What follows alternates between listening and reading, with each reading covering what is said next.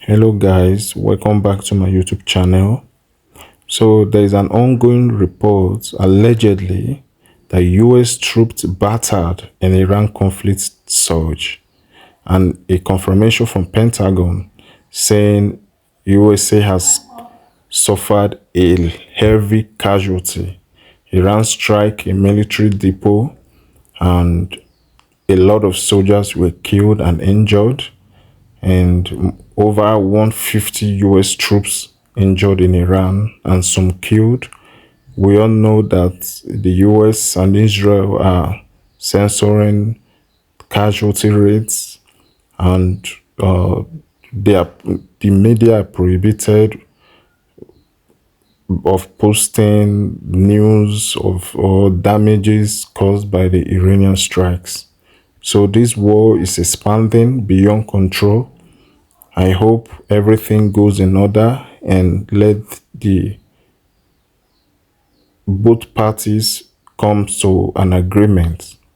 For me, I suggest Iran should have a nuclear weapon because if Iran has a nuclear weapon, all this wouldn't be going on. So let's hear from the latest report. Thank you guys. Support me, like, and especially subscribe to my YouTube channel. I love you guys.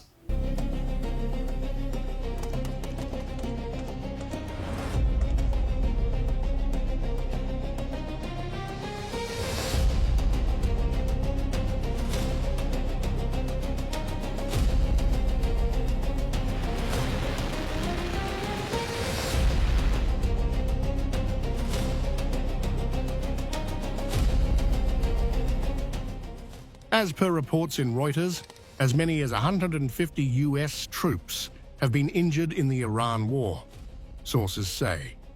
The conflict's intensity is becoming increasingly clear, with American forces facing sustained Iranian retaliatory strikes across the Gulf. These numbers underscore the human cost of Operation Epic Fury just 10 days into what the Pentagon describes as a decisive campaign. The Pentagon confirms that about 140 American soldiers have been wounded so far.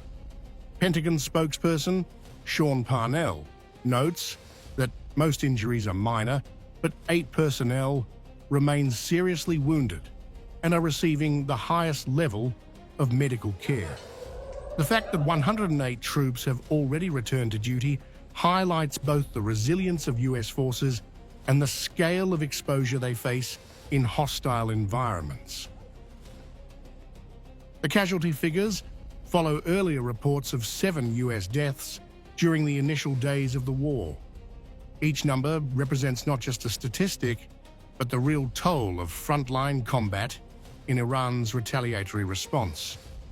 Operation Epic Fury, launched alongside Israel, targeted key Iranian military and leadership sites. Yet these injuries reveal the risks even elite forces face amid high-intensity strikes. US military operations continue across multiple fronts in the Gulf, with B-2 bombers, naval units, and ground forces engaged in coordinated assaults. The Pentagon emphasizes that these injuries are part of the operational realities, while Iranian missile and drone attacks continue to challenge US defensive positions. The situation remains dynamic and tense. As operations proceed, American officials stress the ongoing efforts to degrade Iranian capabilities while minimizing further casualties. The early toll of Operation Epic Fury sends a stark message. The war in Iran is far from low risk, and each injury or death underscores the high stakes for US forces in the region.